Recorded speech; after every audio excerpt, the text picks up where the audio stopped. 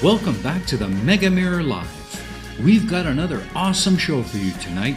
On this edition of the Mega Mirror Live, we have with us a very popular new creator who's quickly making a name for himself in our community. An accomplished filmmaker and host of a popular horror film show on YouTube, he is best known as one of the Four Beardsmen live stream. I am super excited to welcome J.L. Warren to the show. So if you are a fan of the Beardsmen or of horror films, then you've come to the right stream. Get your drinks ready, have a seat, and get ready for the finest display of facial hair you are likely to see on YouTube. When we come back.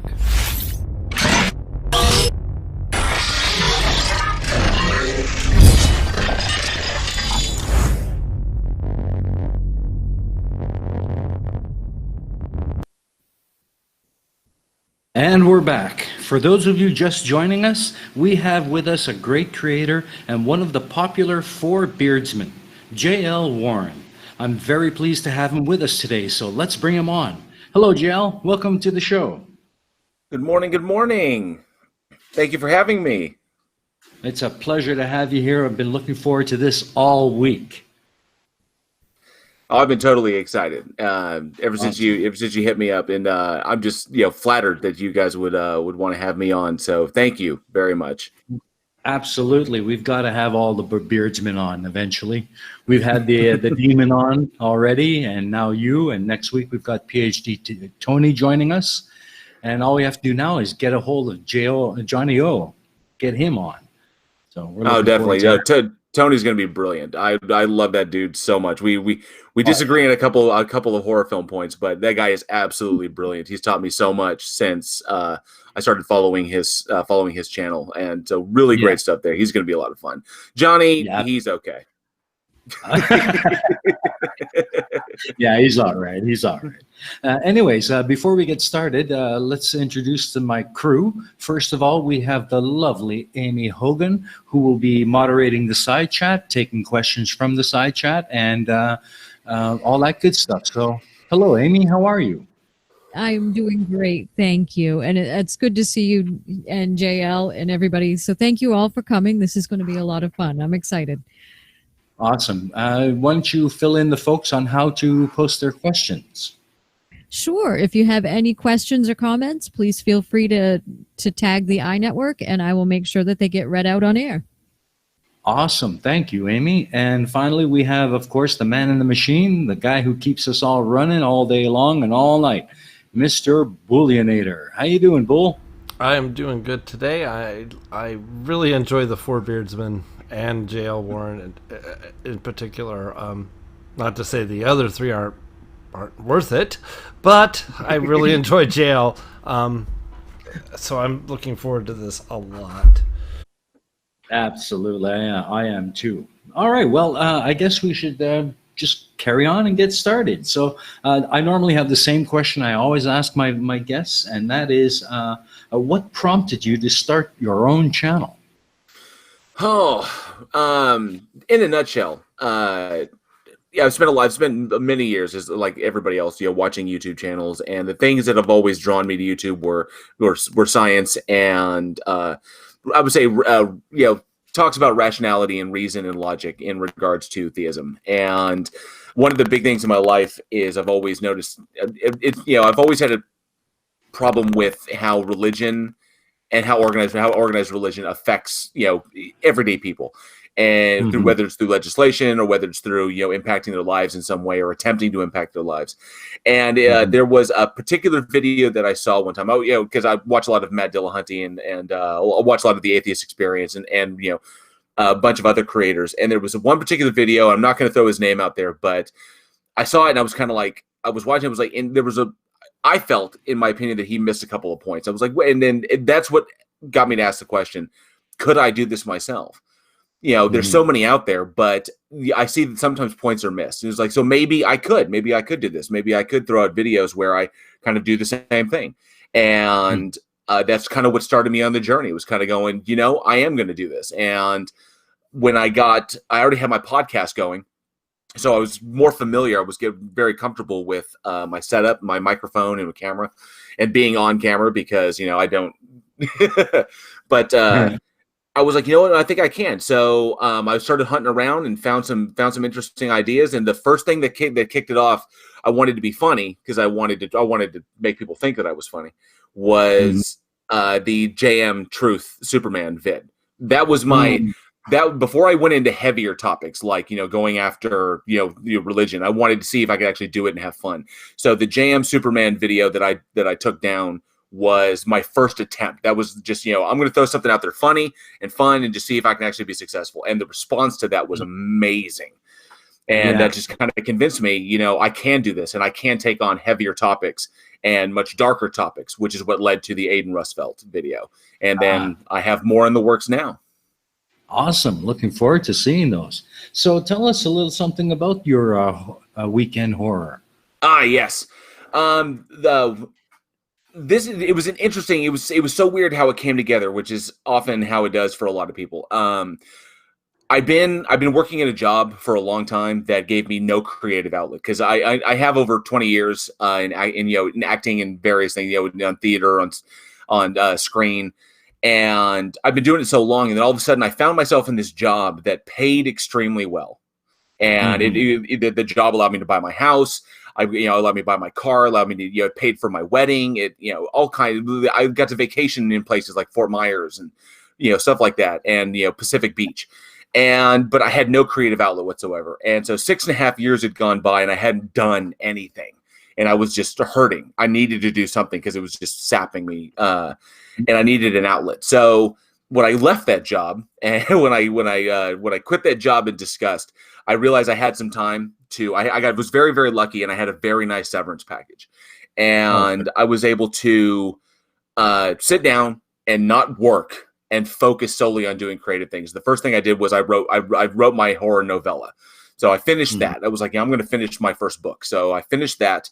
And then once that was done, I needed something new because I'd lit the fire. And so I'd worked on a couple of 48-hour film festivals. And on one that I worked with my co-host, Eugene, my now co-host, Eugene, who was a cinematographer and director of photography.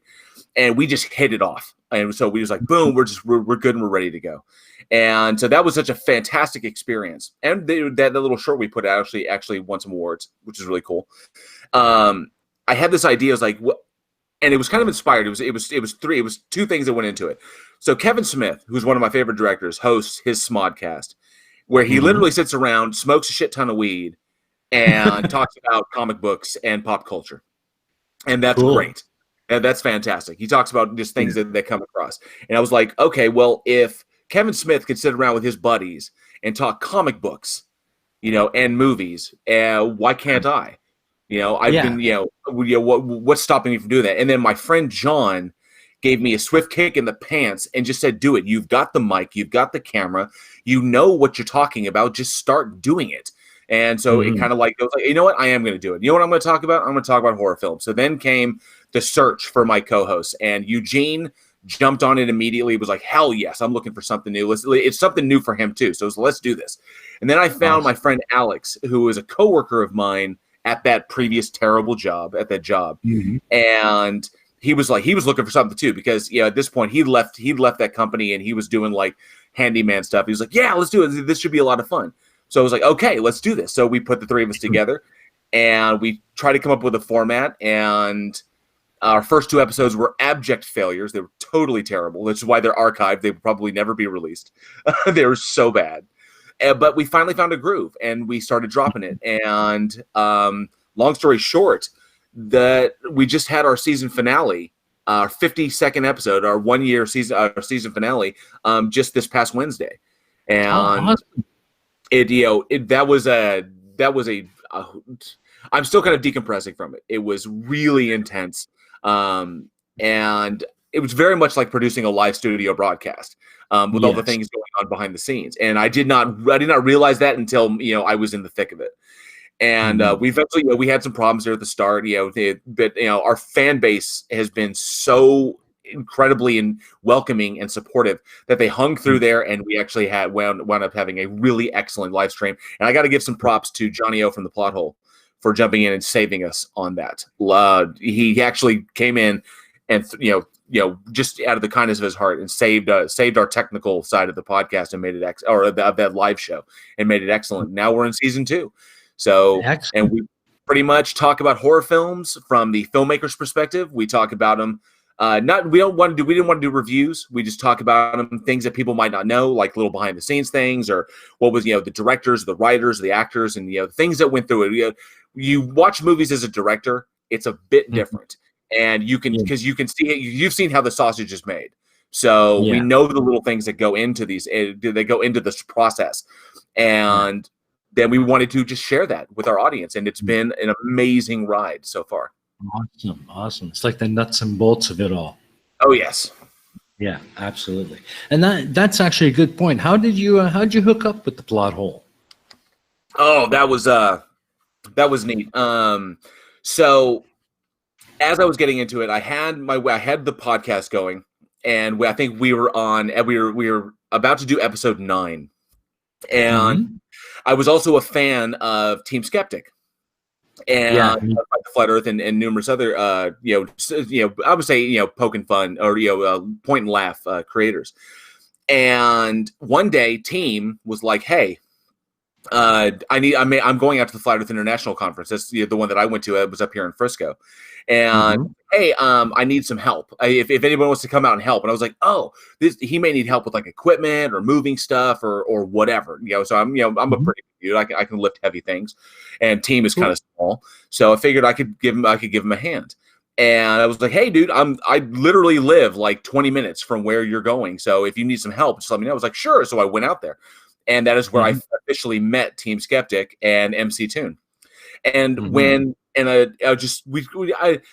Team is so freaking cool, and we met, and he just kind of like opened the arms of the debunking community to me, and through that relationship with Team, that is how I got introduced to Johnny O, because Team appeared on Johnny's channel a short while later, and then he mentioned to Johnny my love of horror movies, and then I got talking with Johnny O. Through his Discord, and then we wound up chatting ourselves, and then boom, he had me on the show to kind of talk about Week in Horror and to do a top 10 horror films list with him, and we kind of battled off our top 10s, like what was each of our top 10 favorites, and that's where it took, and it's just been the lazy river ever since, just absolutely flowing excellently between, because I think we're very much of the same mind, and we have so many things in common, and he knows so much that he has taught me from a technical standpoint. So he's not only been a fantastic friend, he's been a resource that it just an overflowing resource for me and my show and the things that I do. Awesome. Yeah, I could tell that your friendship with Johnny O goes back a ways. It's very apparent the way you guys interact.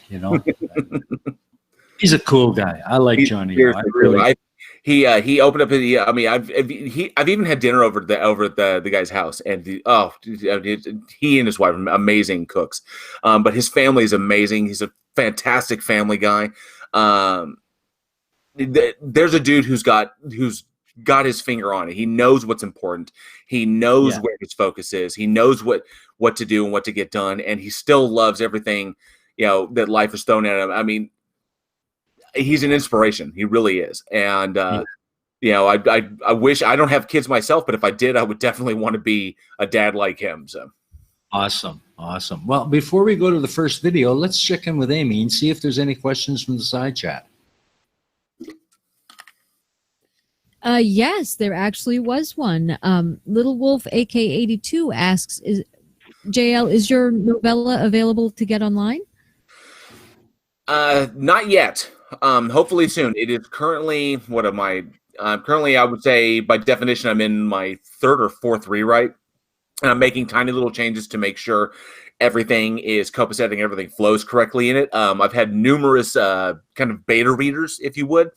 Johnny's read it. Prime Red has helped me out with it, and several others that have sat down and taken the time to actually read through it. It's a Lovecraftian horror short or novella. It's a collection of 9 short stories that all center around the same little seaside beach town, and hopefully eventually, soon. I really do. I know very little about publishing, about self-publishing, or even finding a publisher. I have no idea. This literally was an idea that I was like, you know what, I'm gonna write something. I'm gonna write a horror novella.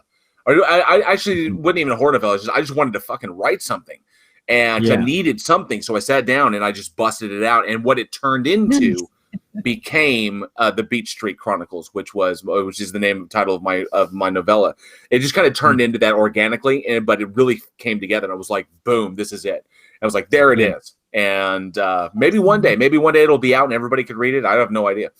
Maybe Netflix will buy it and want to make a series out of it, which would be pretty sick. But I'd probably just jinx myself. Let's hope you're that lucky. That would be so cool, man. I'd be watching for sure. Absolutely. I'd see having cool. I'd be so freaked out. And then Tusk actually just came up with a question too. He said, if J.L. Warren could remake any horror movie, what would it be? Also, what's a great movie that's been missed apart from Our Point? Let's see. If I could remake any horror film ever made, it would be The Ninth Gate. And the reason I bring up The Ninth Gate, even though some people may say it's more of a thriller, but it was a horror film because it dealt with, summoning the devil and stuff like that. And the reason was because 99.9% of that movie was absolutely amazing. I would change that fucking ending. Oh my God. I have never, and I've spoken about this at length. That ending made me so angry that I almost threw something at my television. I was so mad. And that's the one I would change. Of all the films, of the freaking thousands of movies I have watched, that's the one I would legitimately, bar none, I would go back, I would change that ending because that was a total waste of time. That it was like 2.5, I've said constantly, it's like 2.5 hours of just the greatest masturbation session you could ever have with no climax whatsoever. Oh, man. It just stops.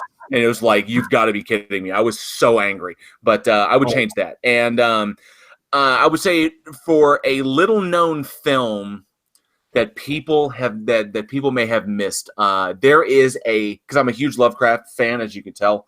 HB is over my shoulder constantly judging me for not writing. I would say the number one film that gets that I would dang, there's so many. I'm gonna actually throw it out there. The Lovecraftian horror Black Mountainside deserves way more credit than it's actually gotten. That is an amazing indie film with a very, very small budget that did way more than it was the best expression of stretching your dollar as best you can.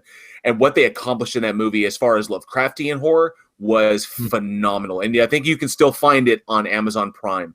I had to do some serious digging to actually find it, but definitely check out Black Mountainside. Is a fantastic little movie that I don't think enough people know about. Cool. There you go, folks. Check it out. Check it out for sure. Okay, let's go on to our first video. We've kind of edited down the videos we're going to be watching tonight, as we usually do. I highly recommend that you go over to JL's channel and check out the full-length video. But just to give you a taste of the great work that he puts out, our first video tonight is going to be his takedown of J.M. Truth's Superman movie. Roll it, Bull. Hey, everyone. JL from the Week in Horror podcast here. Now, normally, I'm hard at work on the next episode of Week in Horror. Or I'm debating theists and other woo believers on other people's channels. But I've never really taken the time to make my own YouTube content, so welcome to my first video. But when I heard about J.M. Truth's fan film, I had to take a closer look. And I do mean a seriously closer look. Because if you're watching this, J.M., I actually am a filmmaker, and I have been for some time. And given your claims of mastery, I had to see if your work actually reflects that. So now, we're going to take a look at JM's Superman Vengeance, or what I like to call, how not to make a movie. First, we can obviously see that JM was working with an extremely minimal budget. Now, normally, that would be okay. Not everybody has the disposable income to just shoot movies left and right. But lack of financing is no excuse for a lack of planning. Meticulous planning and bringing in talented individuals who can bring many things to your table can solve many of the problems that you run into when shooting on a no or shoestring budget. Here we go.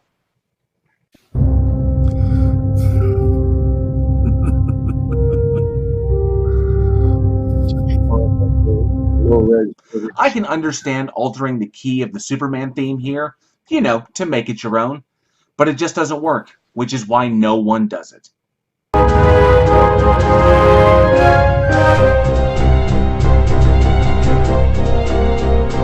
I am not even going to comment on the fact that a self-professed flat earther has made use of a spherical earth. Don't worry, JM. I won't tell anyone you sold out your beliefs for your audience.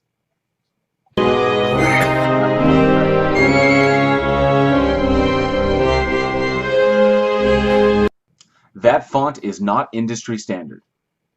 And is government misspelled? A little issue here.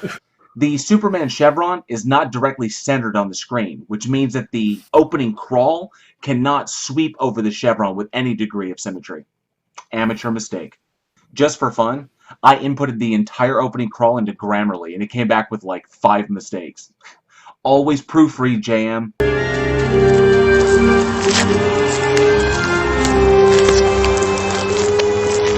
5 seconds in, and we already have issues. The most egregious of which are sound, lighting, and camera.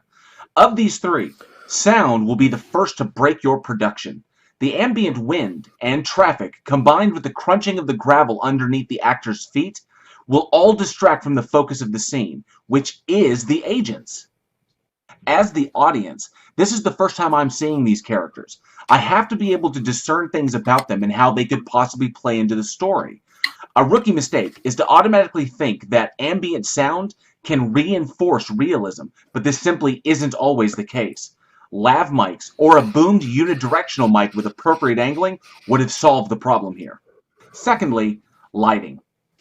We can see that the mid-ground agent is completely overblown. His shirt actually blends into his skin.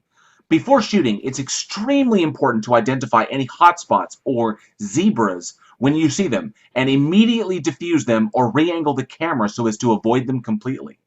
Third is the camera itself.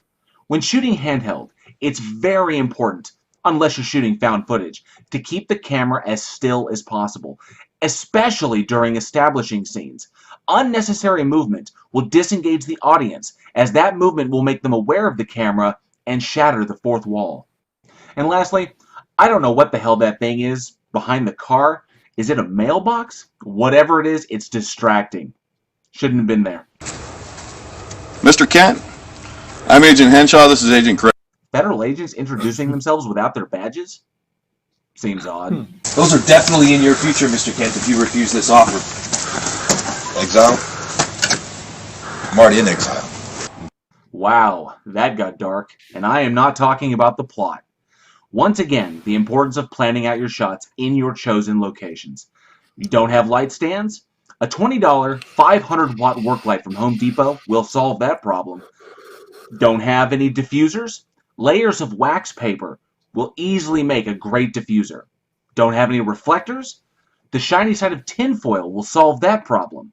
You have to think on your feet, JM. True. But who knew you would live this long? Alone? On the farm? Farm? The Kents were produce and dairy farmers. Where's the corn, the wheat, the sorghum? Where are the fucking cows? And you think? Some really strange actor choices here with nuance and line delivery. I would have reshot these to get some better options.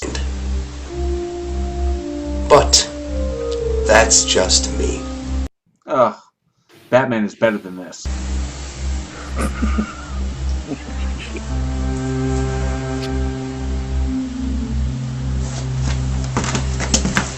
Okay, so Bruce snuck in with the cane, but then he left without the cane? Was he ever really there? Was Clark just talking to himself? Well, I assume that JM was playing on the Batman trope of his vanish routine. There are a lot of things missed here. For example, suddenly the couch is lit better. Where was that lighting when Bruce was sitting on it? And now all of a sudden Clark is leaving and the editing is just terrible. Not to mention, Clark has super hearing. and he has literally no reaction to Batman's vanish routine, something he hasn't seen in years, wouldn't that be something he'd reflect on as something he probably missed about Bruce? Lots of questions and assumptions here, which is something you do not want your audience to have with characters as established as these. I pass judgment on Kal-El. Oh, what the fuck is that thing? You will no longer be allowed to use your superpowers on American soil. This includes, but is not limited to, your speed, strength, flight, and any other power that is deemed super by this order. In short, the no tights, no flights rule is in effect. Okay, the dialogue here is atrocious and atrociously delivered. And I'm not sure any government official would want the words no tights, no flights on the official court record.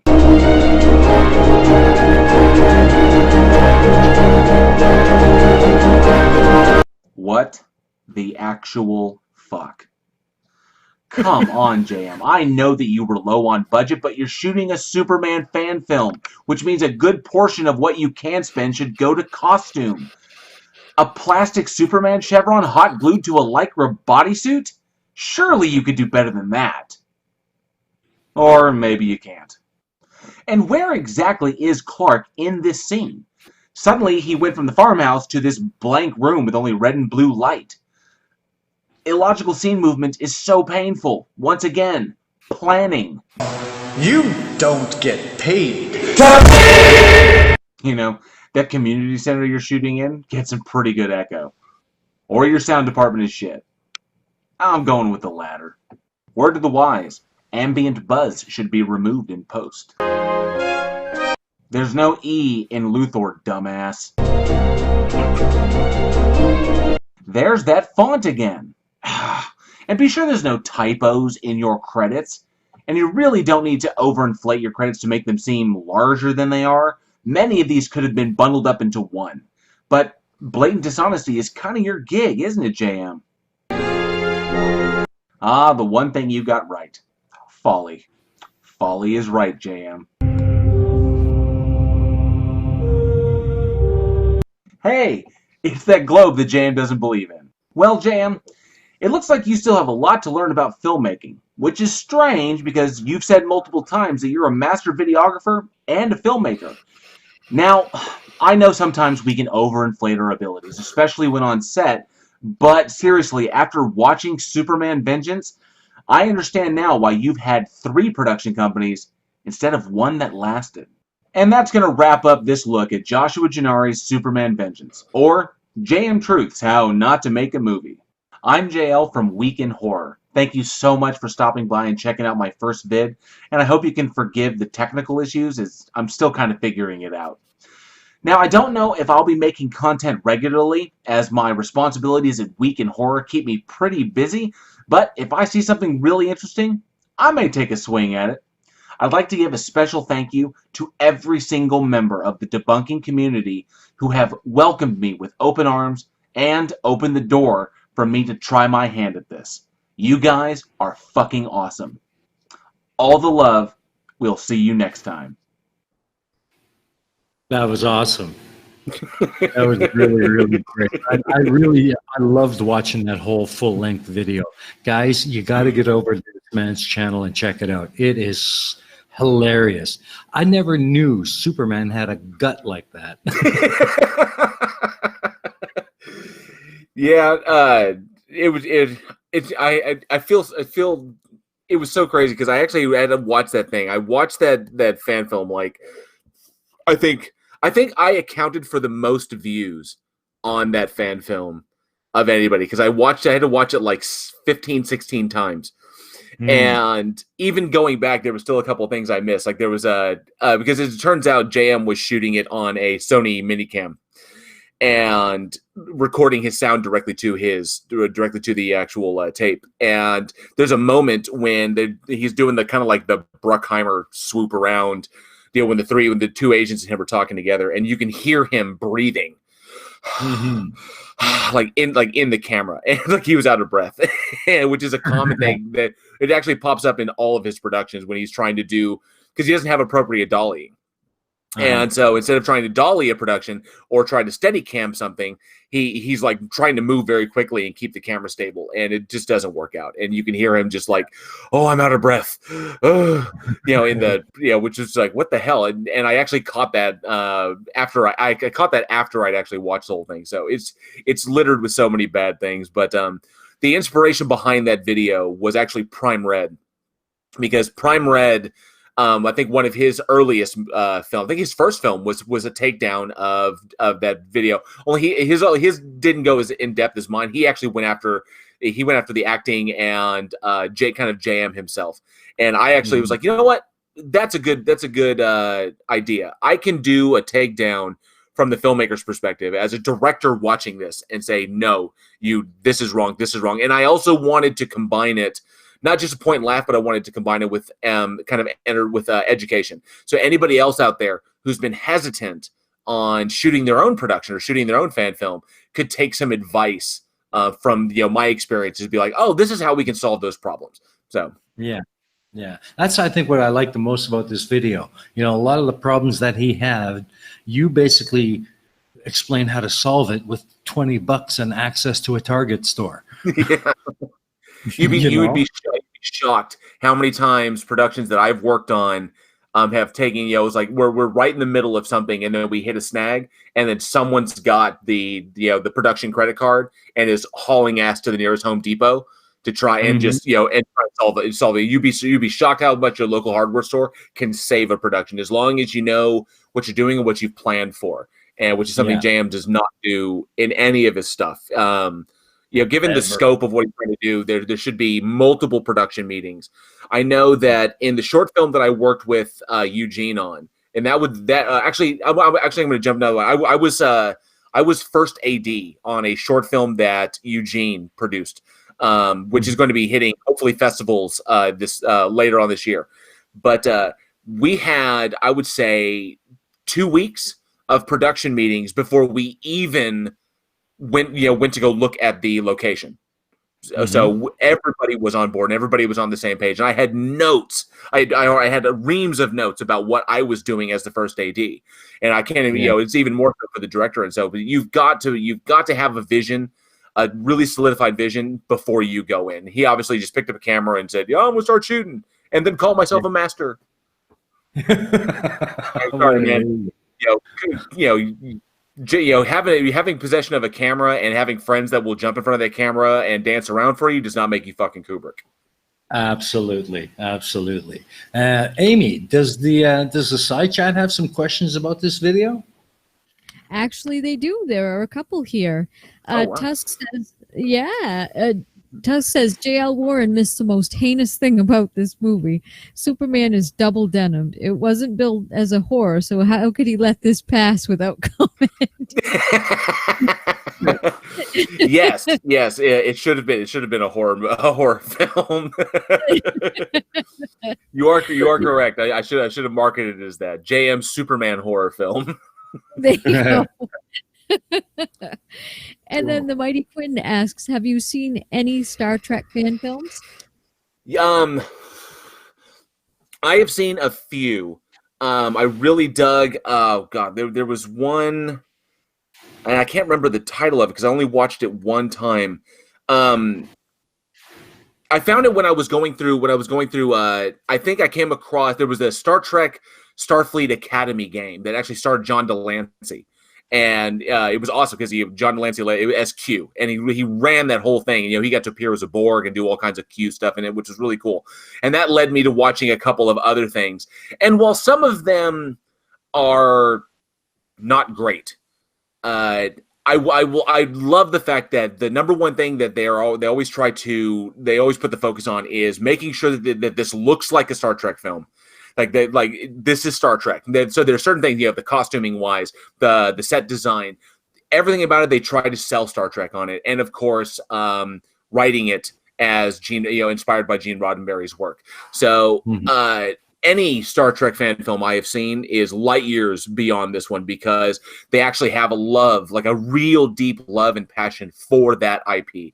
That franchise next to Star Wars. Sometimes it's either one or the other, but that's when you see the love that goes into it. And if you don't love what what you're going to be shooting, it's going to come out like shit every time, because you've got to have that emotional investment to really come across.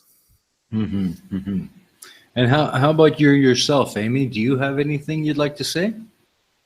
No, that was an awesome takedown. I mean, that was incredible. Your knowledge is just amazing. I think that's awesome. I appreciate that. Thank you. Yes, I'm sure. that is my degree. That's my degree right there at work. That's what it's all culminated in, was taking down JM's stupid fan film.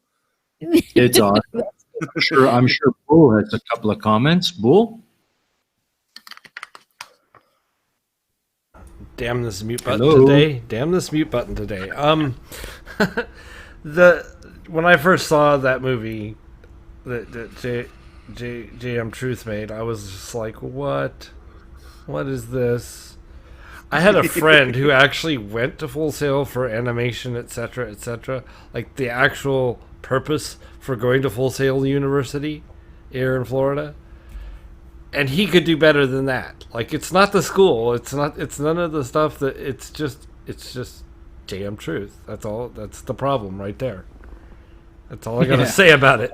But your takedown was awesome of it. Oh, thank you. I think the biggest issue in that is obviously, I think JM is actually a little bit older than I am. And the thing that gets in JM's way is JM. He believes he's right. And he believes that whatever he does is correct, regardless of any input from outside of him. And that's always going to be of all the people on a production, the director has to be the most humble. He does have a vision. He is trying to execute that vision. And while there are some minds out there that would, there are exceptions to the rule. Steven Spielberg, James Cameron, Stanley Kubrick. Obviously, these were people you could not tell them that they were wrong. But those are few and far between. Of the millions of directors that are out there, you could probably name like 5 or 6 that have that level of talent. So, realistically, the director has to be the most humble, because he's got to take input from his actors. He's got to take input from his crew, from his set design, from his sound people, from everybody. And oftentimes, the producers come along and say, hey, da-da-da-da-da. And while we all hate that, we've got to be able to listen to people and take input and assimilate that. Star Trek reference. And assimilate that into the vision. And if they can't do that, if it's their way or the highway, if you're not Kubrick, it's gonna fall on its face every single time. And I've worked on productions that I've seen the cast and the crew just mutiny against the director because they wanted to be Kubrick and they were, on the JM side of the spectrum. Yeah. And with all this film talk, leads me to an interesting question I wanted to ask you, and that is, what is it about horror films that makes you like them so much? What attracts you to them? So before I went into theater and film, my education was in forensic and abnormal psychology. And when I was buying my own way, I was paying my own way for my education, and I ran into a kind of a roadblock in that to really be able to have a career in that field. You had to graduate from a really solid 4-year university, and here in Texas that was UT Austin, because they have one of the best psychology departments in the nation. And I could not afford to do that. So I ran into a deal where I had a choice. I could either take out a $250,000 in loans to try and finish my master's and continue on from there and try to get a career, and then have all this debt hanging over my head. And most likely the field that I wanted to be in, which was criminal profiling, probably working in law enforcement in some respect, I wouldn't be able to just jump in. That's not a position you can just jump into. And because I was fresh and brand new, I'd either have to wait for someone to die who's already in that position and jump into that slot, or come up with some amazing breakthrough that just shatters expectations, and all of a sudden I open my own door. The odds of that are extraordinarily slim. So chances are I would be opening up my own little practice, and I would be couching people in therapy for $200 an hour until I could finally get there. And that does not appeal to me. The money might be great, but it would just be absolutely just draining. I literally don't have the patience for that. So I was like, I went back to school, and I just followed my second love, which was film and theater. And the reason I fell into horror films, and I respect them and I love them so much, is because humans, as I think as a whole, we can say universally, must have catharsis for their stress, for their anxiety. Something has to come out. And the one thing that horror has always done, more so than I think any other genre, because you can always slip yourself into the character's position. You can feel things and engage in emotional discussions by watching any kind of movie. Is like Green Mile really draws you in. That's why one of my favorite films. Green Mile draws you in. The role of the guard, the role of John Coffey, and the kind of the environment of that time. And those dramatic ones, they serve a grand purpose of allowing you to feel things you normally wouldn't feel. But horror has always been there as a release, kind of like a pressure valve for the anxieties and the fears of society. That the things that we are terrified, whether it be in the 60s when it was, when it was the Cold War going on, or McCarthyism going on, or whatever, or any kind of wars, Vietnam War, and like this, you have social anxieties in any country. And horror films are the pressure valve on that cook pot that allow you to kind of like breathe through it, because you can experience your anxiety. It's up there on screen, or it's on your television screen. You can, you feel the anxiety, and then you feel the release once the credits start rolling.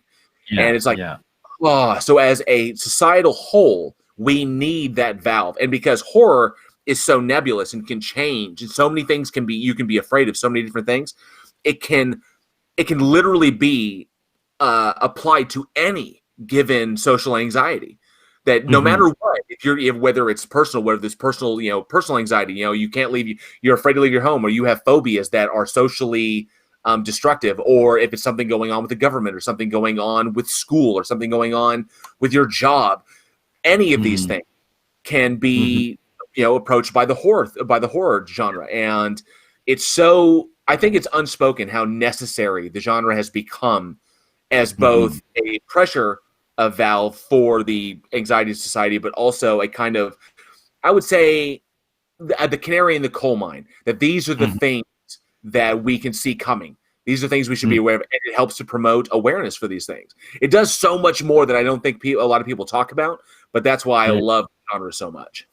Yeah, so I guess for you, it's really a therapeutic experience. Yes, some horror films there have been extremely therapeutic, where and it's across any genre. I don't have a particular genre, although I'm my number one favorite. I love sci-fi horror. The Thing is my number one favorite film. But that dealt with themes like with being afraid, because that came out about the time that the AIDS pandemic the AIDS epidemic was really kicking off. I think at the time they were still calling it GRID. And that was a huge thing, because all of a sudden AIDS was on the back of everybody's mind. Who has AIDS? We can't tell. Like, then this movie comes about an alien that hides inside people's bodies. And it's saying, I'm your friend, you know who I am, but in actuality, I'm a monster. And that was a reflection of that societal dread, that you don't know who is dangerous. And that's why I kind of love that. I do have a passion for 80s slasher films, and that trope, because I think that's a 80s slashers were an indictment of the puritanical values that our society is based upon. The final girl, the virtue of the final girl, and doing bad things will invariably get you killed. And of course, its treatment of race. We'd laugh about the token black guy nowadays, but back then it was a thing. Like minorities didn't survive because they were impure in that respect, and that was all reflected in 80s slasher films. And I love that. Looking back and say, man, we've come a long way. Yeah. Seeing as you have such an extensive background in filmmaking, excuse me, can you quickly take us through the process of you go through when you create your videos for YouTube? For me, when I was I can take you through when I was creating the JM one. It was all about knowing the source. So I had to sit down and I had to watch that thing numerous times in a row, over and over and over again, and making notes on every single thing that I found. And then I don't know everything. I'm not a super genius when it comes to this. So I got together with my co-host, with Eugene, and I got together with some other filmmakers that I know in the industry and sat down and just asked questions to make sure that I was on point. It was like, is this correct? Am I right in going after this? Am I right in this? And I confirm all of my data to just make sure that I'm not throwing out, bullshit jam nonsense. And once I've got everything down, I write my script, and then I film it all in one take, including my bloopers and stuff, and then cut those out, and then just intersplice it at the time codes that I've selected in the other project. That was for doing JM. For the other stuff, it's all about, I would say research first, is know your stuff. Like when I was doing the Aiden Rusfeld video, I had to sit through some really horrific crap that man has done and that man has said. But you got to know, you know your subject. You've got to know your subject. So I went through, and it involves a lot of research, and then writing your script out, and then just recording it and cutting it up, and making sure you hit your points without droning on like I'm doing right now. Well, I think that's a good opportunity for us to move on to the next video, which is, of course, taking down Aiden Roosevelt's hate church. So, Boole, can you roll that for us?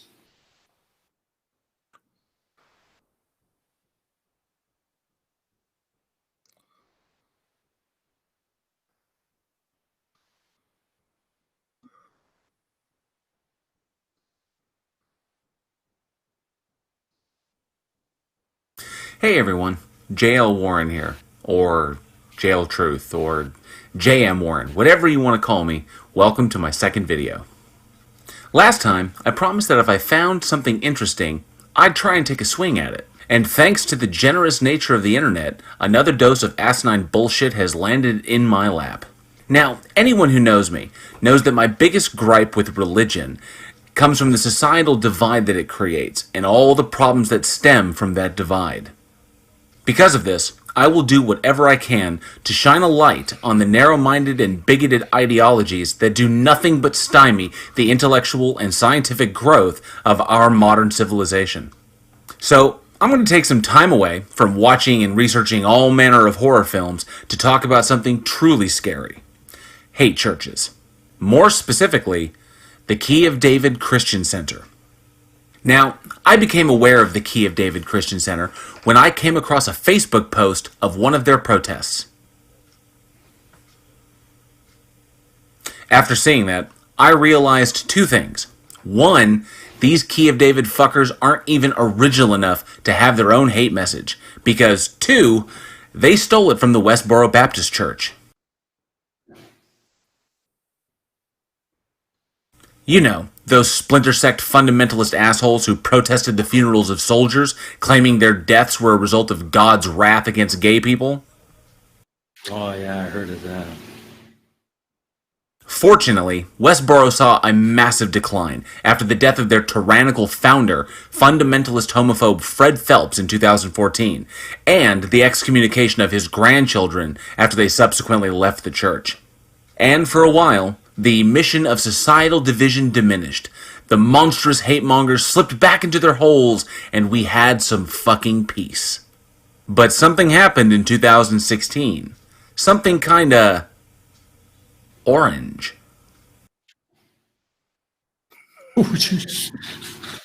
Running on messages that fomented hate and intolerance towards racial minorities and the LGBTQ community, Trump's religious conservative base suddenly found it acceptable again to openly express their hatred of those that they decreed were in violation of the tenets of their faith. Yes, the President of the United States riled up the hate-mongering religiotards and gave them every excuse to rush from the closets deep in their ignorance holes and back into the world to inflame anyone that they could hatefully thrust their self-projection at. And that brings us right to the Key of David Christian Center, a group of fundamentalist assholes who popped up like weeds in a manure-strewn Arkansas cow pasture, and founded by the king shit thistle himself, Aiden Rusfeld. The Key of David is based somewhere in Philadelphia. Its actual physical location is kept secret due to consistent death threats. These rancorous assholes are known for their harsh attacks on Muslims, the LGBTQ community, witches, Mormons, loose women, and the Catholic Church, and pretty much any faith or philosophical system other than their own. Oh, and they only follow the King James Version of the Bible, openly condemning to hell any Christians who lived before its publishing in 1611, and they decry any form of Calvinism or any liberally minded theistic positions. Typically, KOD members protest at campuses in Philadelphia, launching their hate speech at passing students, targeting individuals they think look like sinners. Ugh. Ankle biter is not a gay term, you idiots. It's slang for a small child. Or Team Skeptic. And strangely enough, the KOD is not a 501c3 organization, claiming that the church is not beholden to any Caesar or government and is owned by God. While it's nice to know that these hate mongers do not enjoy any reverse federal subsidizing, it does bring the actual state of their financials into question. And speaking of questionable financials, that brings us back to Pastor Aiden Roosevelt. You know, this piece of shit. Originally from California, Aiden has apparently led an interesting life. Before he got his certification from the Abundant Life Christian Center outside Houston, Texas, he was deep in the financial game as an advisor, and he even claims he was a semi-professional snowboarder. Unfortunately, I could not for the life of me find a picture of this anywhere.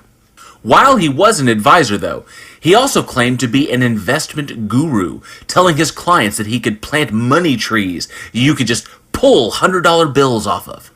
So, after he burned his bridges here in Texas, fraudster Aiden then moved to Philadelphia and founded the Key of David Christian Center, its strange name taken from Revelation 3:7. Yes, this greedy and arrogant piece of shit actually considers himself the angel of the church in Philadelphia, and that he himself holds the Key of David.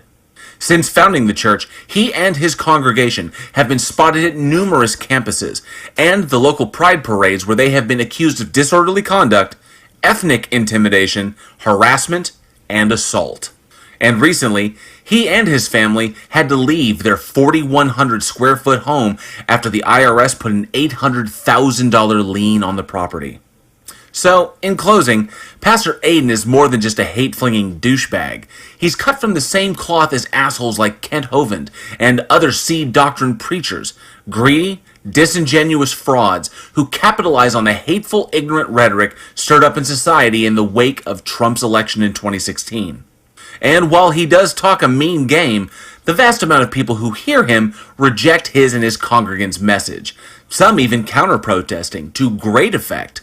Okay, now while I will always support the right to peacefully assemble, I will never condone violence on behalf of either side.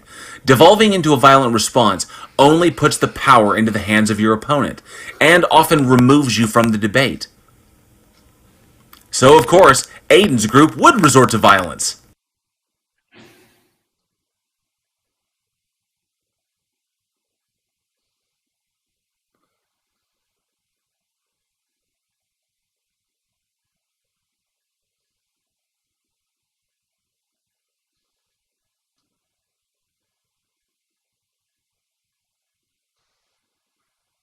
For the time being, Aiden phones his message of ignorant intolerance to a tiny group of illiterate fucktards from a location he keeps secret due to the consistent death threats, all while running from his debtors and the IRS for his constant fraudulent financial dealings. I'd also like to give a big shout out to content creator The Philly Captain, who is making it his personal mission to get Aiden extradited back to face charges in Arizona. Fuck back! You're gonna ruin these kids' fucking Christmas, so guess what?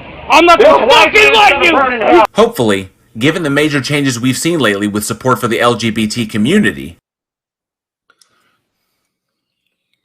and the growing tide against corruption and inequality, we'll see the Key of David, like Westboro before it, diminish back from whence it came.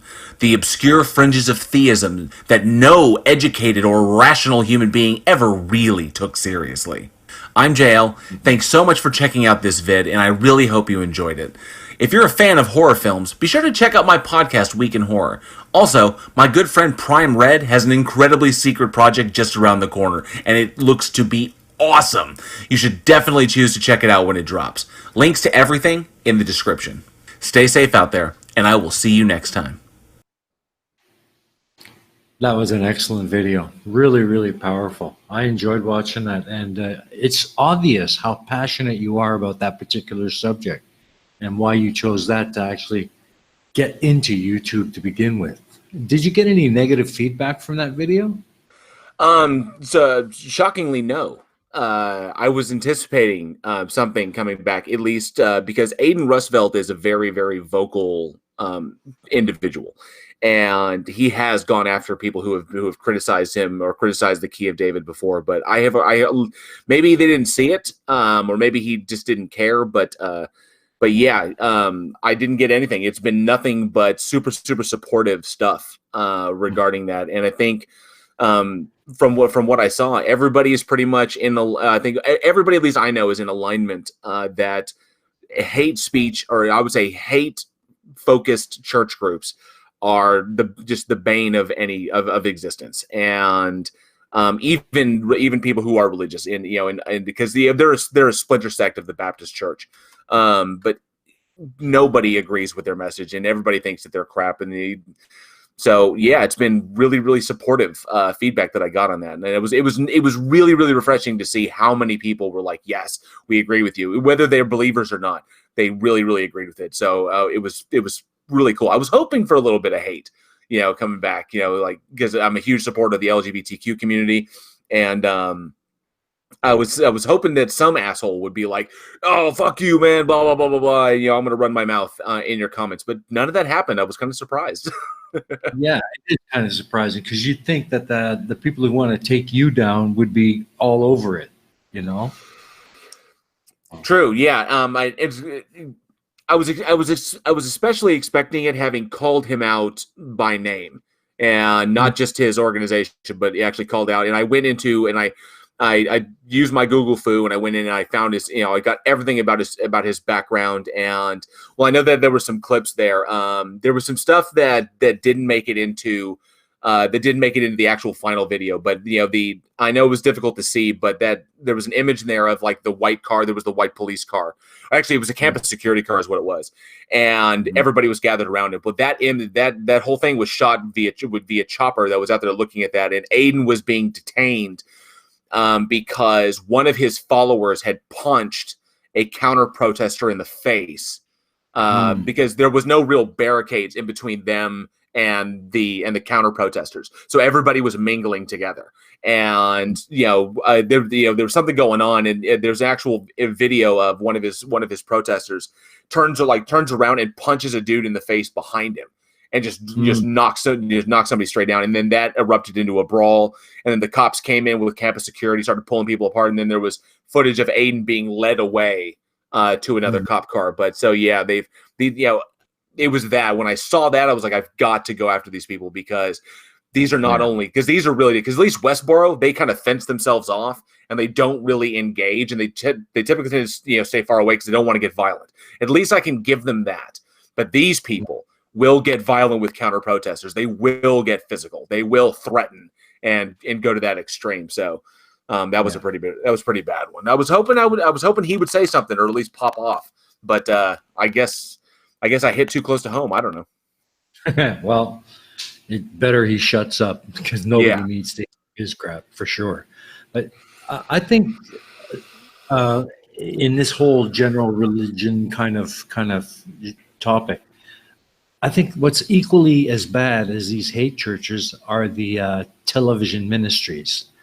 For example, Evan Copeland's. Those guys are dangerous with what they do. It's I have a real issue with the seed doctrine and the roots of that, as well as with hate churches. I haven't done anything on Kenneth Copeland or Joel Osteen, because their rhetoric gets me so worked up. I think what killed me, or I think what really got to me was John Oliver did a story about these seed doctrine guys, Creflo Dollar and Joel Osteen and Kenneth Copeland. And the story of a woman's daughter. This woman's daughter was recounting the story. Her mother had cancer, and instead of when she was diagnosed, I think she had stage 2, and I can't remember which cancer it was. But anyway, she had cancer. It was stage 2, and instead of taking her money and putting it towards her treatment to get better. She dumped thousands of dollars into Kenneth Copeland's, or it was either Copeland or Austin, but dumped thousands of dollars into their coffers instead of going to her treatment, and she died. Oh, and her daughter didn't really figure it out until after her mother had passed. So when her daughter realized, oh, I lost my mother because this preacher on television that she was a big fan of said, give me your money for, to plant these seeds that you will reap later on in heaven, blew my mind. And these guys, they're so predatory, and they're all con men.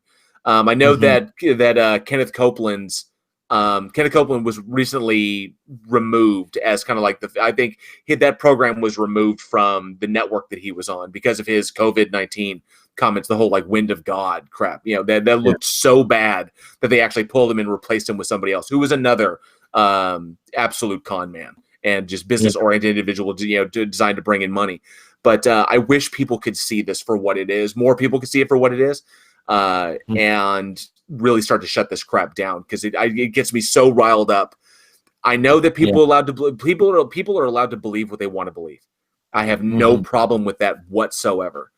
But when that belief begins to take lives, when people die because of it, when people sacrifice their families or their health, or I'm not, it really aggravates me. I can feel myself getting riled up just talking about it. It sickens me. And more people need to be taking hard swings at these predatory individuals looking only to buy another private jet on the backs of their devoted followings. I agree. There's got to be a stronger effort made to shut them down for good. That's part of what I go after was because is the separation of church and state is a big focus of mine, and I wish I could do more activism with that, and hopefully one day I will be able to do that. If this really takes off, and I can, my channel really, if it kind of blows up, and maybe I can start doing some more serious activism and really putting some people on the spot. I'd love to be able to do that and really bring it to the forefront of a lot of conversation, because the reversed federal subsidies that these organizations enjoy in order to further fleece their flocks, that's got to stop. It's got to stop now, and hopefully we can get it to the point where it won't be a thing anymore, slowly but surely. Yeah, absolutely. So there you go, folks. Get over to JL's channel and give him a sub, give him a like, show him some love and support, and spread it around to all your friends and family. Let's see if we can get his channel through the roof so he can get on to his mission. Aimee, do we have any comments or questions from the chat? We do. We have some good ones. The Mighty Quinn, back when we were covering the fan movie, said Star Trek continues in Phase 2, and Samuel Calkins from Trek Yard's Power 361 films, he said that was a fantastic movie. And if you want a film, Starship Horizon was another good one, he said. Microraptor says, I wonder if horror films taps into the same kind of our mentality as when, for example, gamers torture their Sims.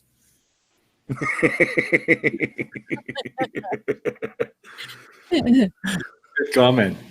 Thank you. Yeah. And then Microraptor also says horror movies can be turned off. Hate churches are harder to quote unquote turn off.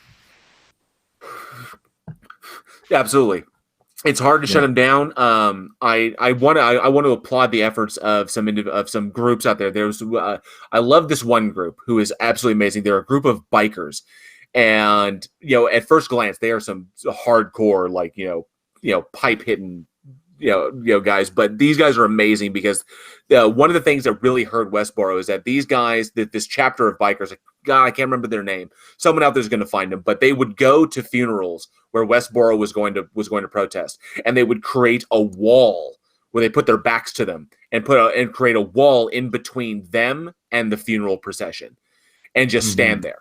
And these are huge guys, so they would literally just by size alone would just drown out their rhetoric and allow the people at the funeral to mourn in peace and to bury their dead. And it's the efforts of individuals like that when they take the time out of their day to go and just stand against it whether it's in silence, or to put their backs to it, is amazing.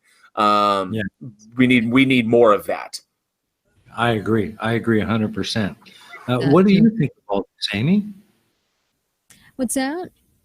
What do you think about this?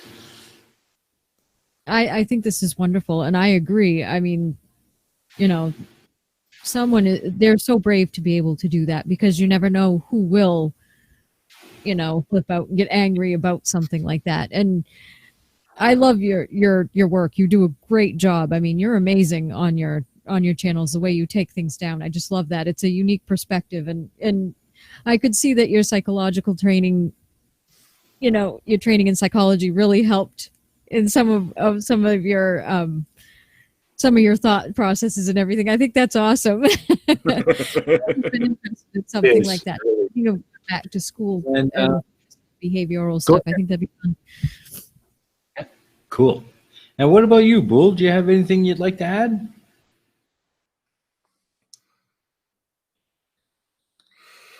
I think he's muted again. And of course, that damn mute button.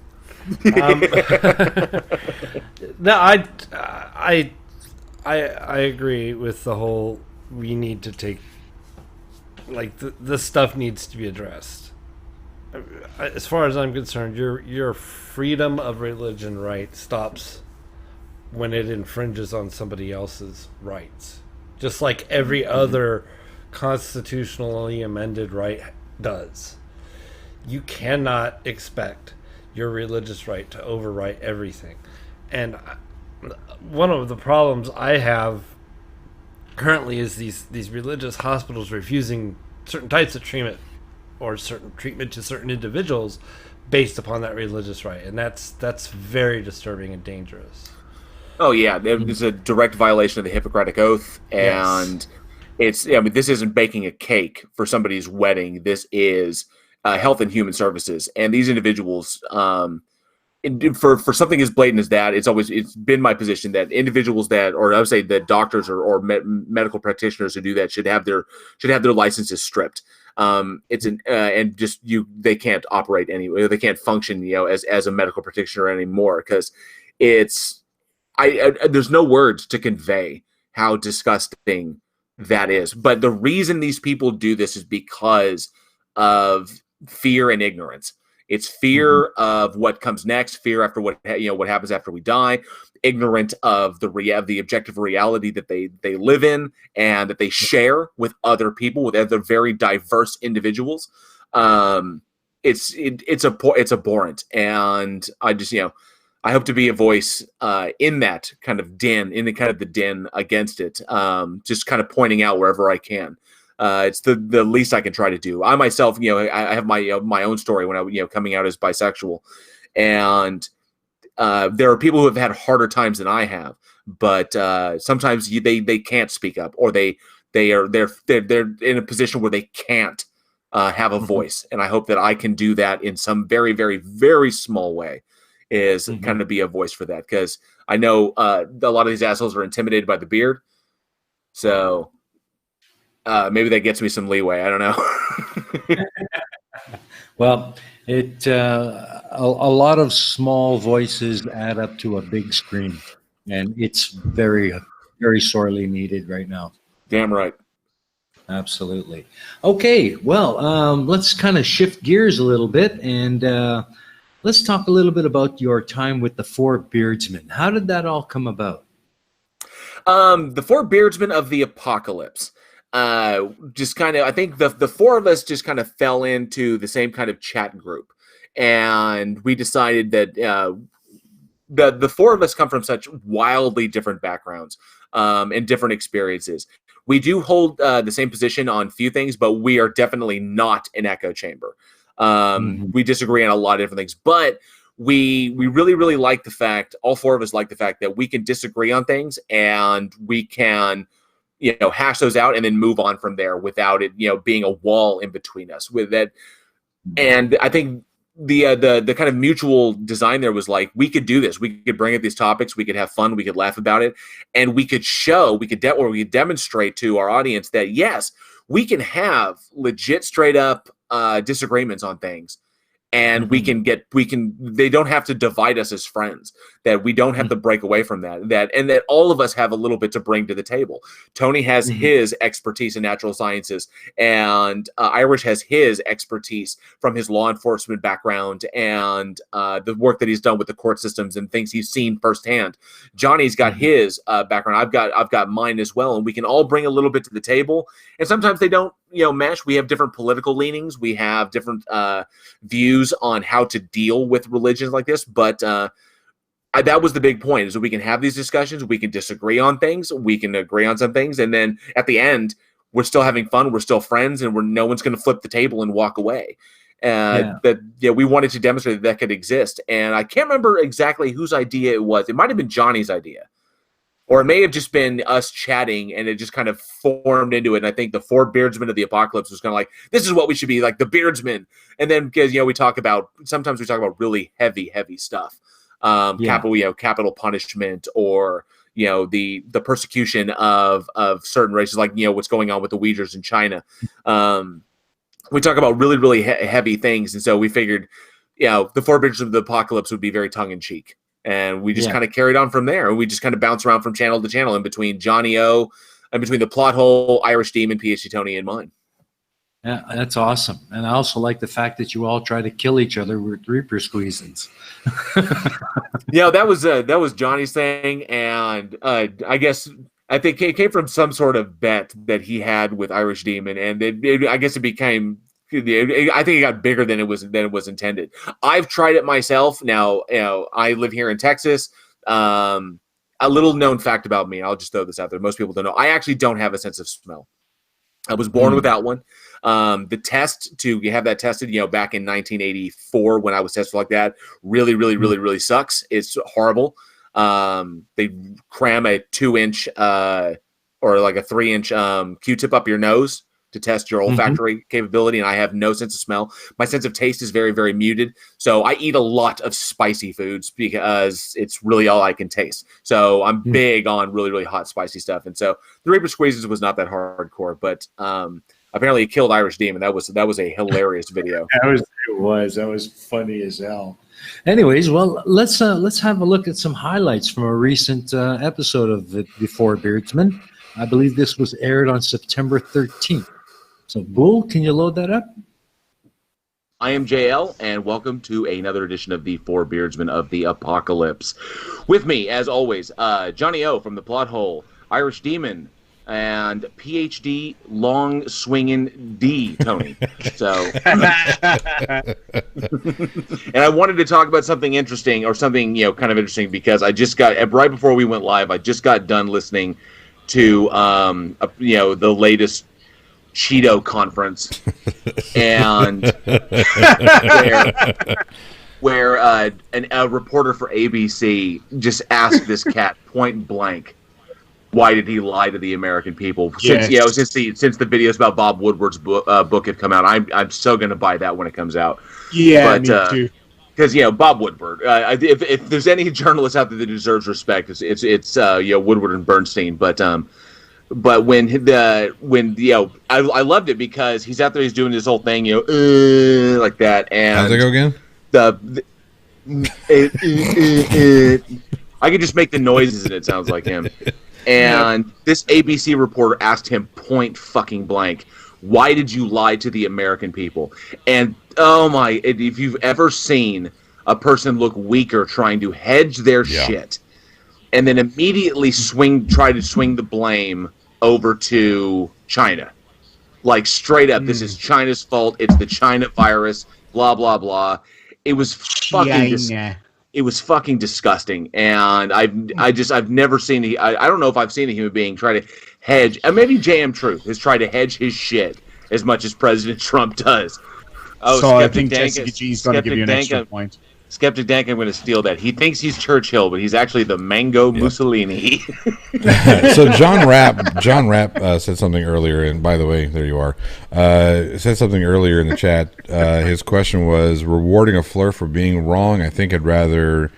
Let me get back to the exact quote here. Where'd it go? Where's John Rapp? Where is John Rapp? There he is. Rewarding a flirt for being wrong doesn't sit right with me. I'd rather be willing to reward them for honesty or good character, or even just listening with their ears, not their mouth. I don't think anybody here is talking about rewarding somebody for being wrong. More so, rewarding for somebody for having or for making the effort to engage in the conversation. Now, I'm not so sure that would apply to flat earthers who aren't able.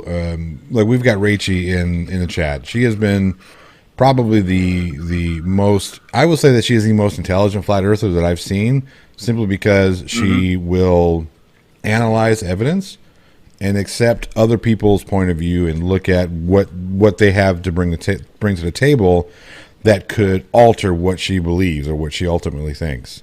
I got into a conversation with Anthony Riley where I was trying to explain how unsupported objects experience a downward acceleration, and he said, "Well, not a helium balloon." And I said, "Well, they still experience a downward acceleration. They've just got other forces acting on them, right, that make it go up." And he's gone, "Well, that downward acceleration, is that Einsteinian or Newtonian?" I've just gone, "Well, it doesn't matter. We're just going to treat it as a constant acceleration for the moment." And it's just, they don't let you build up your knowledge base in layers. They don't let themselves build up their knowledge base in layers. They want it all as one solid lump, and that's not how knowledge works. Yeah. You can't just have a physicist come over and vomit their physics knowledge into your mouth the way a parent bird does. That's not how knowledge works. You guys deadpanned that with impressive alacrity. That was meant to be funny, so. Jessica G, Neil deGrasse Tyson is not a fallacy. So I got this cup, my tea drinking cup. Here is the receptacle for the tea. Wait. And this metal piece sits inside the outer coating, right? Okay. As I was drinking my tea, I kept spilling it upon my shirt. And I couldn't figure out why, right? It turns out that there is a void between the outer plastic and the inner metal, which when I washed it is now full of dishwasher water, which I have been drinking and running down my shirt this whole time. Because it was empty, and I turned it to the side, and a load of liquid came out of the side, and I can taste the soap in my mouth. All right, so somebody's going to be shitting himself soon. Oh yeah, Boris is a very highly educated individual. He knows what he's doing, and he's doing it well in terms of it's having the desired reaction. But yeah, some of the things he said. If you go back over some of the things Boris Johnson has said, over the past, say, 15 years in public office, for example, are frankly shocking. I mean, referring to, and I'm paraphrasing and quoting, so it's obviously not my view. He referred to Asian people as Orientals and things like, just all of these little jabs, and it's like he does it in this kind of, I'm just having a laugh kind of a way, and everybody laughs, and it's like, no big deal. But it's like, no, I mean, this guy is intelligent enough to know that you shouldn't speak like that. You know what I'm saying? I think there was a video of him when something was going on. I don't really pay attention to British politics, but there was something going on where reporters were camped outside his house, and they were hoping to get an image of him to ask questions. And here he comes, dawdling out in what looks like half relaxing wear, half evening wear, with a tray of tea and biscuits, and just comes himself. Not any servers like that comes out and address reporters. I'm not here to answer any questions. I'm just here to give you tea. Would you like some tea? Here's some tea. It's very good. And then slowly the reporter's like, "But we have questions." They're like, no questions. Would you like some tea? It's very cold out here. Would you like some tea? And they eventually all just fell into it. It's like, sure, yeah, great. And they're all having tea together. Not a question answered.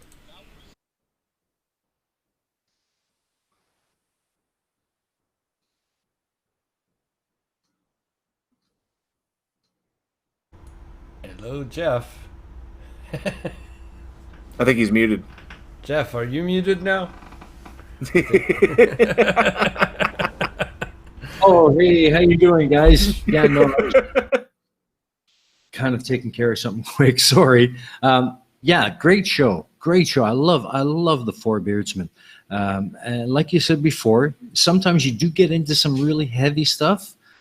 Sometimes it's lighthearted, and you could see the really vast differences between the four personalities, but there always seems to be some synergy there.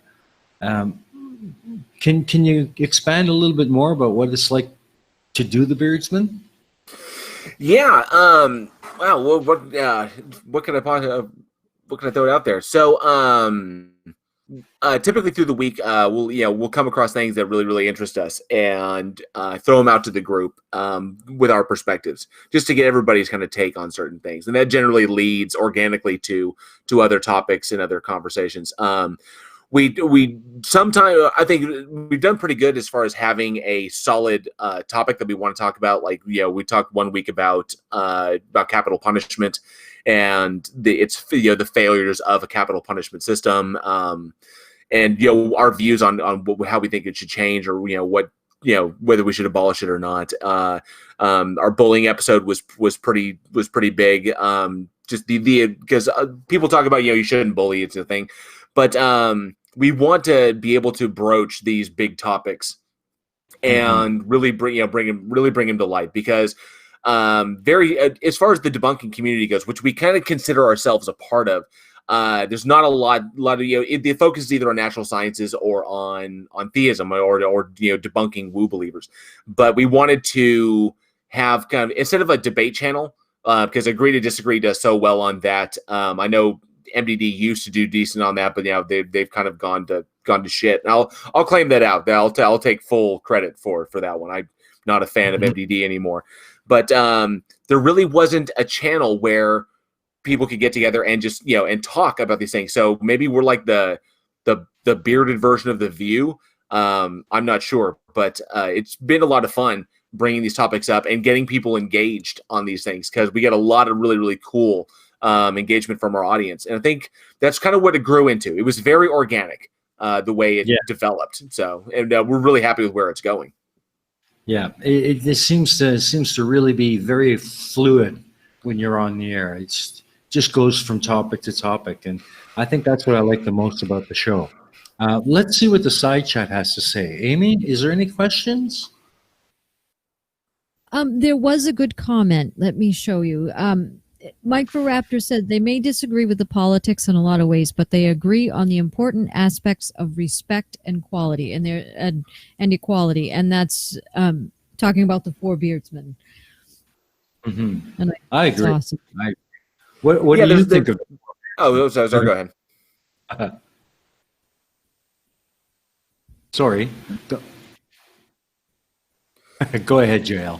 Oh, sorry. I was just over there that's the one thing that I really enjoy about working with Johnny and Irish and PhD Tony is the recognition that our positions are subjectively based, that based upon our own personal experiences, our own personal interpretations. We try to eliminate as much bias as possible in going into these things, but we are allowed to have our positions, and as long as our justifications are sound, based upon what we've experienced, then we allow that respect to the other individuals, especially given where we live, because Johnny and I are both here in the States, Irish and PhD Tony are down in Australia, and where there are similarities in our politics, there are obviously grand differences in them as well, and we respect each other for that, and we allow each other to have these positions, and we just try to inform the other without trying to win or trying to one up the other guy, and that I think works to help us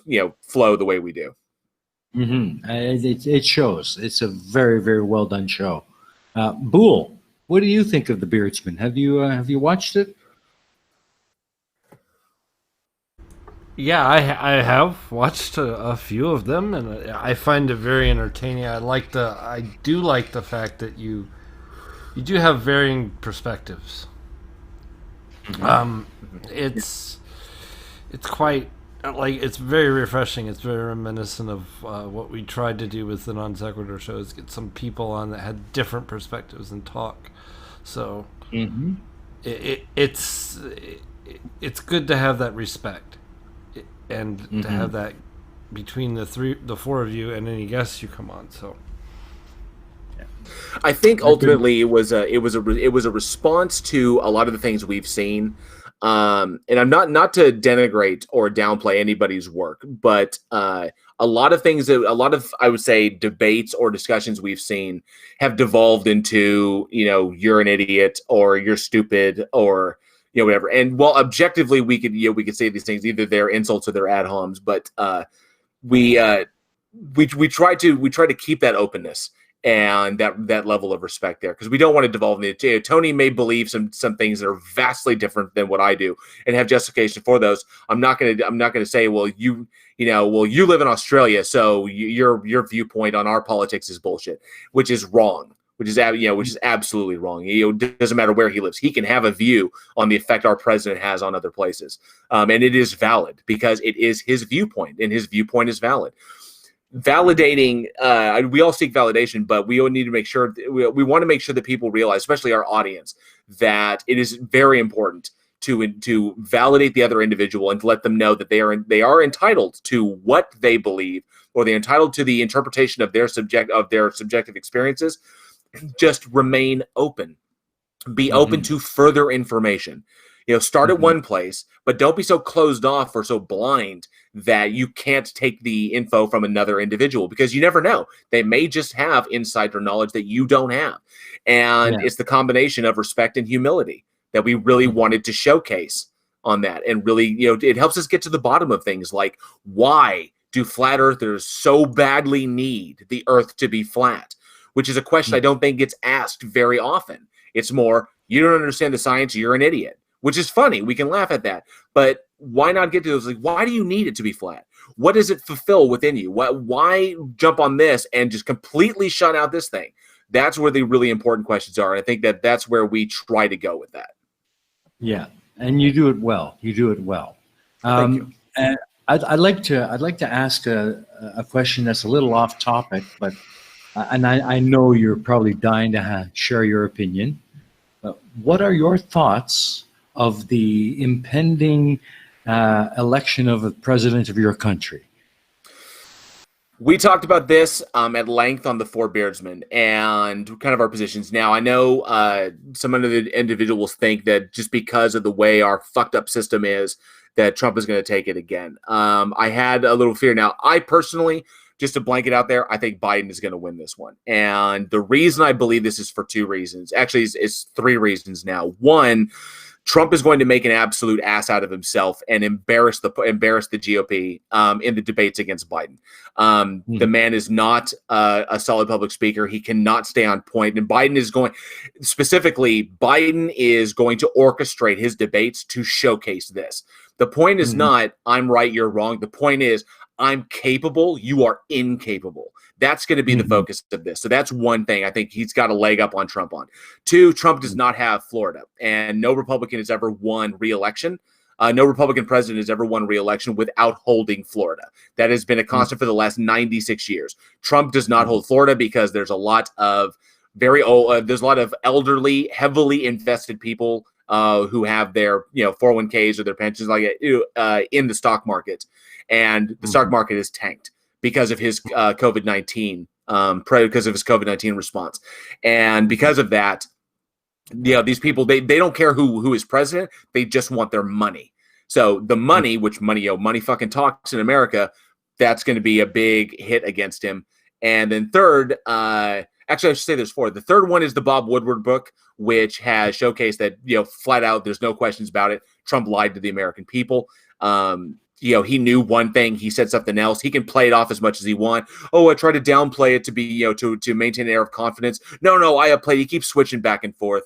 The media is calling him out on his bullshit. Why did you lie to the American people? I think it's coming full force. Now people are going to hold his feet to the fire. And as this rolls on towards November, this is going to be huge, a huge steamroll against him. And I think the fourth one I actually say is Kamala Harris. Well, a lot of people don't like Kamala because of her past. I love her because she was a federal prosecutor before she went to the Senate. And she comes at it as a law enforcement professional I saw her Senate hearings where she was just grilling people like they were BK Whoppers, man. It was insane. All these crusty old white guys like, well, what do you think of this, blah, blah. And she's up there just, I was like, this is not a hearing. This is an interrogation. And I want to see her bring that, if the White House is able to find some law that allows Mike Pence to be on the same stage as a woman, I want to see that debate go down. I want to see Kamala take on Mike Pence and really shut him down. Because whether to shut down a 1950s bigot who is in love with his own mother than a radical black woman with the experiences that she's. So yeah, I do say that yes, I could be wrong. Trump could take this election. I really, really hope not. But I think the dominoes are falling against him at this point. I think a lot of people probably agree with you. How about you, Aimee? Who do you think will be your next president? I'm hoping it's not Trump. And I like Kamala Harris too. I just think she's awesome. She's a breath of fresh air, and she can really hold I really like her a lot. So I would love to see them go in. I'm a little concerned because they seem to be playing for the Electoral College, Trump and Pence. So I think I'm hoping that I'm pleasantly surprised come November. Good. And and that's what I'm hoping for. I don't want to see Trump win. There's a good chance he could, because following presidential elections, usually the incumbent is reelected. There have been a couple that just in my lifetime that I've seen that have not, like where the incumbent didn't win, but usually they do. So I'm hoping not. There's always hope.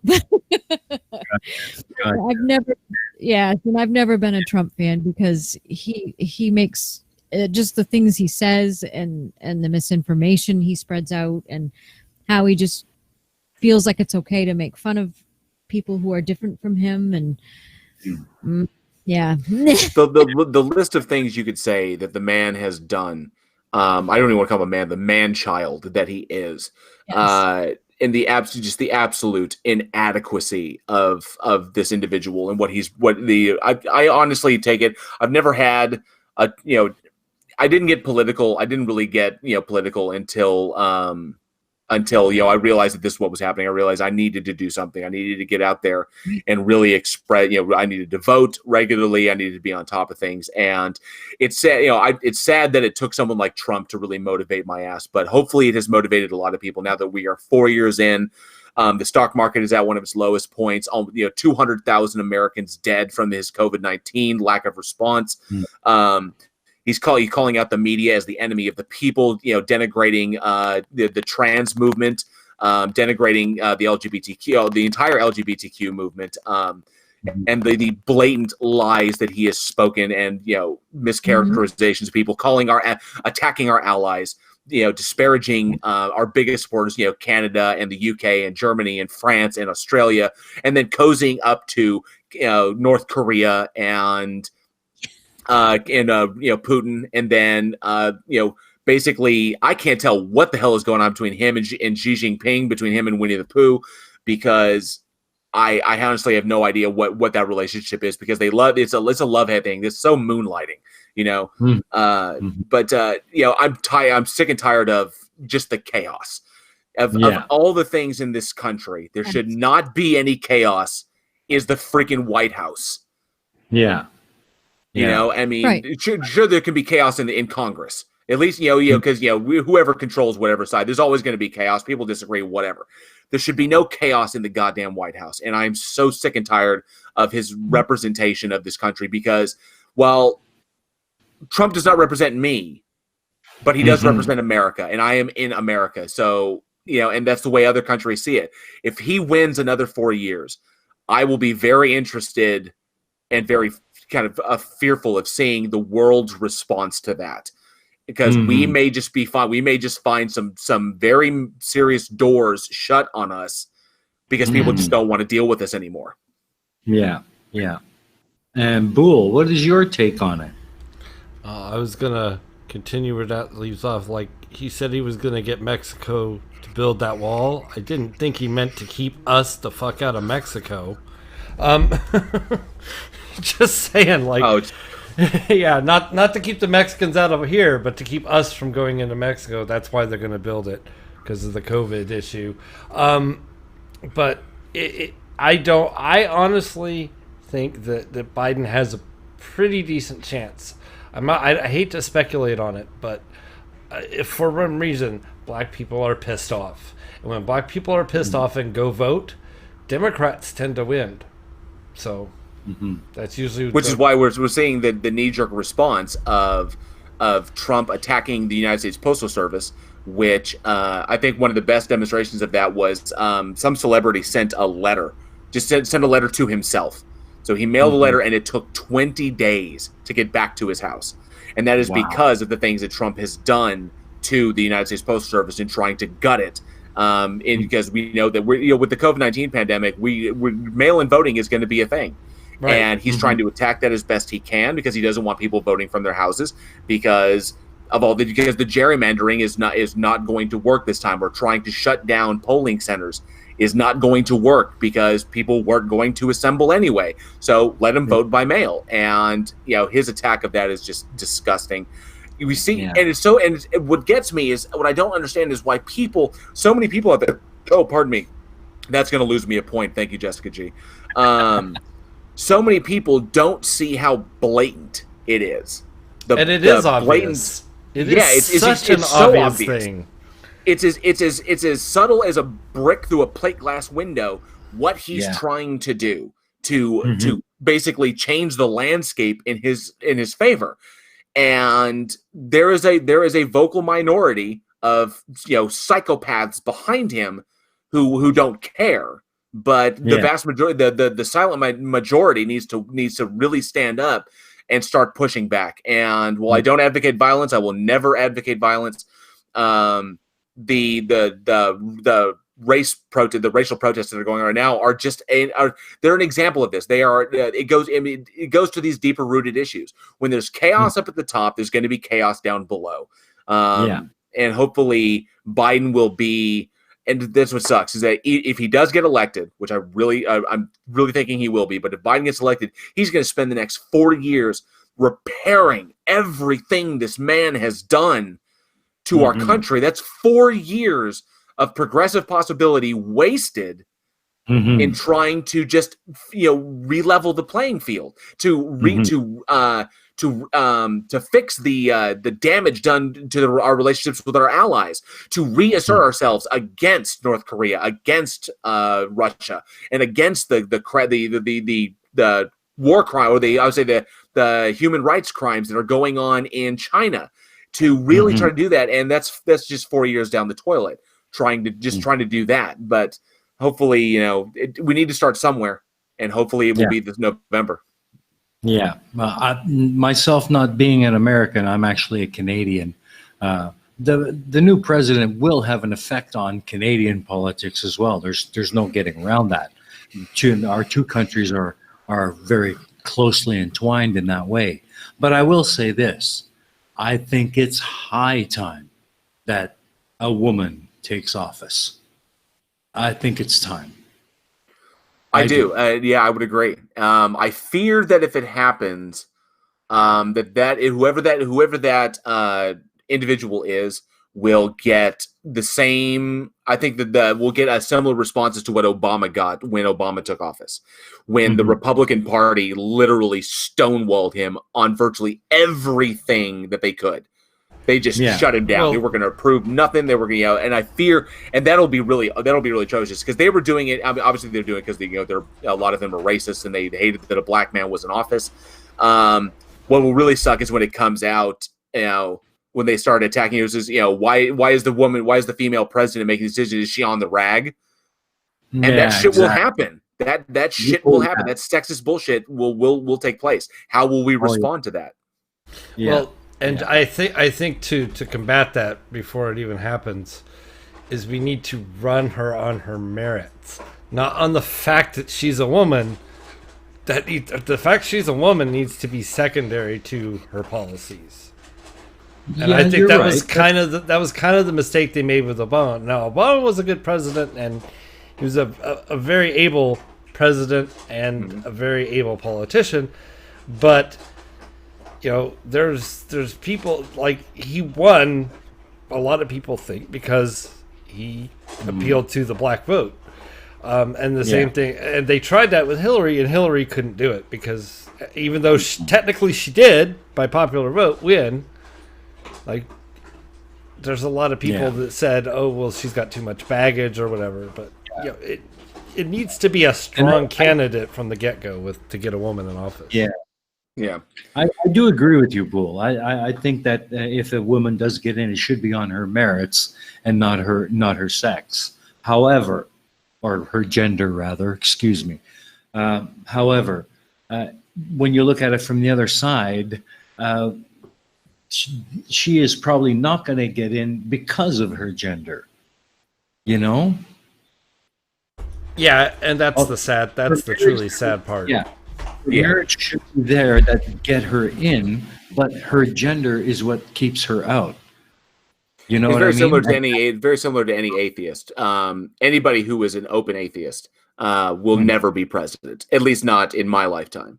Exactly, because one nation under God, that whole thing, the falling back on that ignorant sentiment. But if we could get an atheist in office, that would be amazing. That would. Yeah, I agree. 100% because there are so many eminently more qualified atheists out there to hold office, but they never will because of the power of the church over the state at this time. It's just a sad fact. But anyways, JL, this has been an absolutely fantastic show. I have really, really enjoyed talking with you and getting to know you and getting to know your channel. I'm sure everyone in the chat agrees. This has been a fantastic evening, afternoon for you. I'd like to kind of close things up now with a list of 10 quick-fire questions to get to know a little bit more about who J.L. Warren really is. Just some fire questions to find out some likes and dislikes and so on. So, are you ready? Fire away. Awesome. Okay, here's the first one. John Carpenter or Alfred Hitchcock? Alfred Hitchcock. I thought you would say that. I really would. Birds? Pretty much the body of his work, but I actually would go Psycho because it altered the very landscape of Hollywood post-code. Awesome. All right, next one. The Exorcist or Carrie? Exorcist. Yeah, me too. Absolutely. Thrillers, slashers, or paranormal? Oh, slashers, definitely. Okay. Jason or Freddy? Jason. You see a bit of a pattern developing here, do you? Okay, next. Sigourney Weaver or Jamie Lee Curtis? Oh, fuck. Sigourney Weaver. Okay, awesome. The Alien trilogy, one of my faves. Rock, blues, or country? Oh, rock. Absolutely rock. Awesome. Beer, wine, or whiskey? Wine, actually. I'm actually a big red drinker. I prefer full-bodied Merlots. Excellent.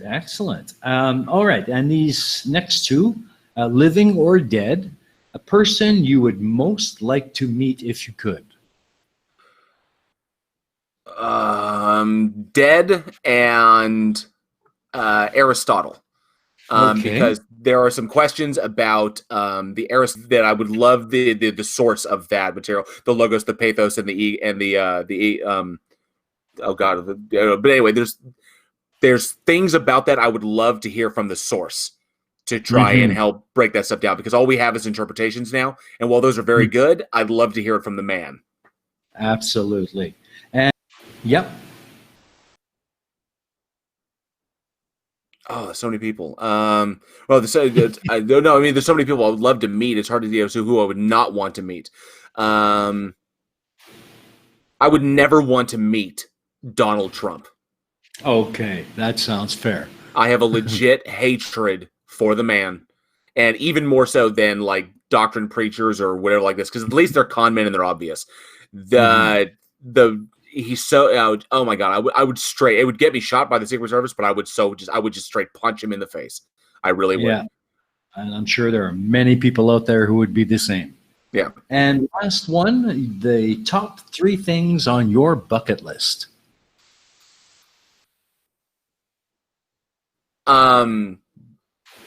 Backpack Alaska. Oh wow, cool. Because it's the in my mind it's the final, it's one of the last frontiers on this earth, and so I would love to backpack Alaska. I want to see Ireland, and kind of get in touch with my roots, my father's side, and just kind of explore Ireland. So Ireland, backpack Alaska, and as far as my bucket list goes, what would be a third one? Oh yes. I can say I would like to also backpack. So I'm a big outdoors guy, but I would love to backpack the Dream line in Australia. Awesome. Those sounds like really interesting things, man. Well, let's take a last look at the side chat and see if Aimee has anything else for us, and then we'll wrap it up. Aimee? And nothing right now, but I noticed that almost everybody in the chat has agreed with what we've said about the last conversation. Where is your cheese? Oh, geez. Matthew's here. That's Matthew. You don't have to wrap it up yet. And yes, that's an awesome bucket list. So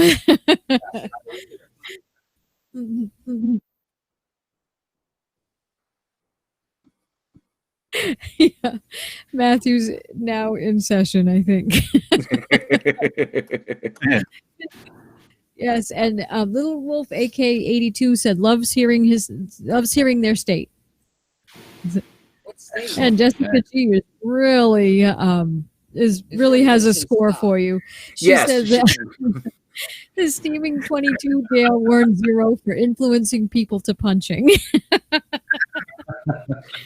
Okay, this whole scoring me is, I highly question the bias behind this whole scoring system, because I can't score a point to save my damn life. I couldn't spend a weekend on Fort Hood and stuff like that. So with the actual military, so I got to do a lot of cool things that a lot of kids don't get to do.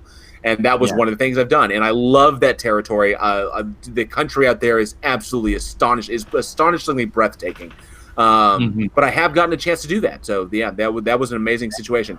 The only place better for America, I'd say, is the Cimarroncito up in northern New Mexico, where they have the Cimarron Boy Scout camp called Philmont, and I've actually gotten to do that twice, and I got to hike Baldy and Mount Phillips and Mount Black, and all of those peaks over 11,000 feet. Baldy's 12,144 last I checked, and that was a major experience for me. So a lot of fun, but very cool stuff. I love going outdoors, backpacking, and seeing, being a part of nature, and not for the I wouldn't say for the spiritual connection, but for getting my hands on the earth, and going off of my training and my skills, just being a part of it. I love getting back to that. That's something that people should do more often.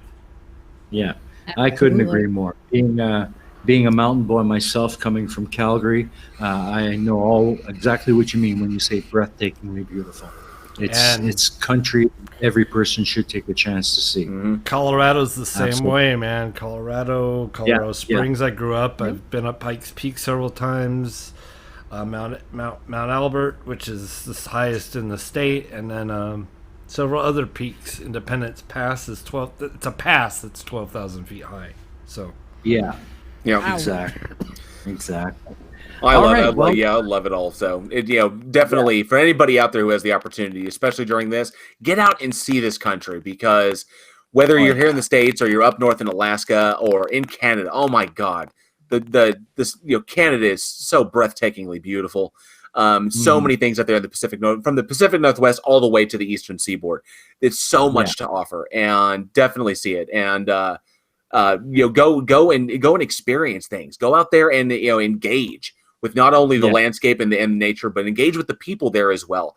Nothing is a greater experience than actually boots on the ground and being a part of it. Absolutely. I couldn't agree more. And with that, JL, I would like to thank you so very much for being on the show with us tonight. It has been an absolute blast. Thank you. Oh, thank you. Thank you so much. I'm totally flattered that you had me on. It was so much fun, getting to chat with you guys. This was awesome. I don't think I myself am really that interesting, but I hope other people did. So thank you. I appreciate it. Absolutely. And everyone in the chat, if you haven't already, please take a moment to head over to JL's channel, give him a sub, give him a like, hit that bell and show some love, and do the same for the Four Beardsmen of the Apocalypse and the Week in Horror. All great shows, great channels, and you won't regret it. So thanks for coming out, everybody. That's all we've got for you tonight. I'd just like to remind everyone that this Sunday will be the premiere of Series 3 of The Pain of Progress. So we're back, and it's going to be a great season, so watch out for that.